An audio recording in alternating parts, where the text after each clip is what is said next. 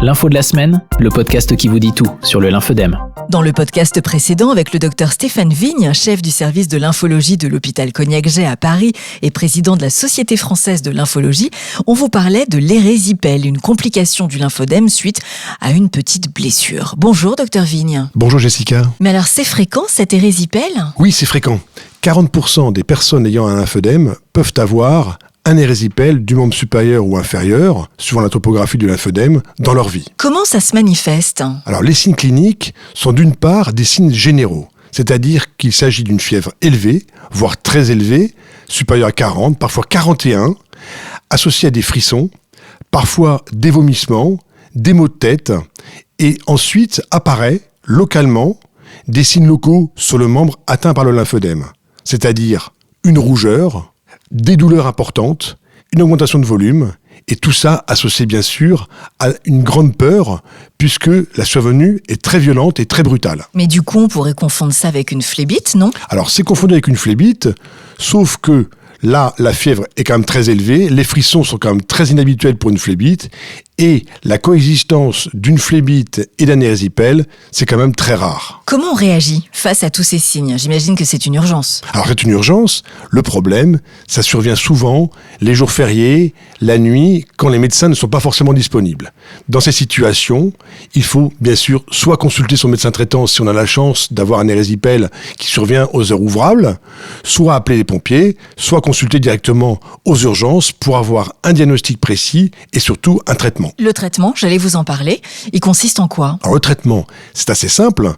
Les antibiotiques marchent très bien, en particulier la pénicilline, l'amoxicilline, puisque je rappelle que le germe, c'est un streptocoque, toujours sensible à l'amoxicilline. Le traitement peut se faire soit intraveineux dans une forme un peu sévère, soit par voie orale, en comprimé, la plupart du temps. Et avec le traitement, c'est vite résolu ou bien des signes peuvent perdurer ? Alors, les signes évoluent de plusieurs manières. La fièvre disparaît en 48-72 heures au maximum. La rougeur du membre supérieur ou inférieur peut mettre 8 à 10 jours à disparaître, c'est-à-dire qu'une fois l'infection guérie, après le traitement qui dure 7 jours, eh bien, le bras ou la jambe peut être encore un peu rosé, et puis le volume qui augmente souvent de façon importante lors des érésipèles peut mettre des semaines, voire des mois à revenir à son volume antérieur. Et cet érésipèle, même s'il est guéri, il peut revenir, il peut y avoir des récidives ? Oui, une personne sur 4 qui a déjà eu un érésipèle peut en faire dans sa vie encore plusieurs, parfois 20 ou 30 fois dans sa vie. Donc c'est handicapant sur le plan personnel, mais également aussi sur le plan professionnel, puisque ça immobilise et ça empêche de travailler, notamment la phase aiguë lorsque la fièvre est très élevée. La problématique, c'est que les risques sont partout finalement.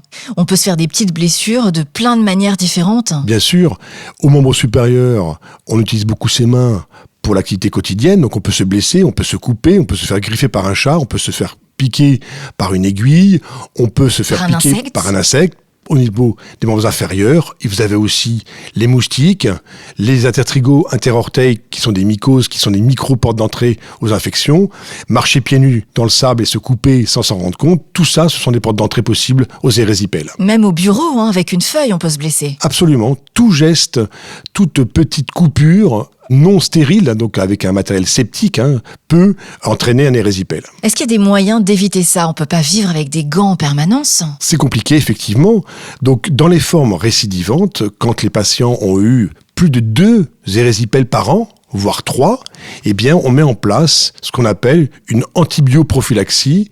Donc, ce sont des antibiotiques que l'on donne au long cours, pendant plusieurs mois, voire plusieurs années, soit par voie orale, et parfois par voie intramusculaire en injection. Se laver les mains, mettre du gel, c'est utile ? Alors effectivement, si on repère que la porte d'entrée pour le membre supérieur sont des petites fissures au niveau des mains ou des petites coupures, on peut préconiser l'utilisation régulière de solutions hydroalcooliques pour désinfecter au moins régulièrement dans la journée ses mains. Pour revenir au lymphœdème, pendant cette phase-là d'érésipèle, est-ce qu'on le continue ? Est-ce qu'on le suspend ? Qu'est-ce qu'on fait du traitement du lymphœdème ? Alors c'est important puisque le lymphœdème, c'est le facteur de risque principal d'érésipèle. Donc qu'est-ce qu'on conseille en pratique ?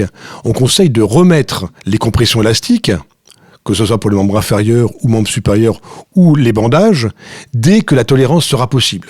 En fait, il faut comprimer le plus tôt possible, mais le seul facteur limitant, c'est la tolérance du patient, puisque le membre atteint est rouge, chaud, douloureux, et que la compression dessus peut être très mal supportée, et donc on attend le temps nécessaire pour supporter ce traitement, et quitte à reprendre le plus vite possible. Tout au long de ce podcast, on a parlé d'érésipèle, mais en fait, on devrait l'appeler autrement, mais c'est beaucoup plus compliqué. Exactement. Alors vous avez raison, on dit érésipèle ou érysipèle avec un E ou avec un Y, c'est au choix, mais le terme médical qu'on devrait utiliser, c'est une dermohypodermite bactérienne non nécrosante. Vous comprenez donc pourquoi on ne l'a pas appelé comme ça tout au long de ce podcast. Effectivement, érésipèle, ça va quand même beaucoup plus vite. Et puis, on le connaît aussi ce mot depuis de longues années. Absolument. Plus facilement. Il est plus simple à utiliser pour les patients et pour les soignants. Tout à fait. Merci beaucoup, docteur Stéphane Vigne, et à très vite pour un prochain podcast. Merci Jessica, à bientôt.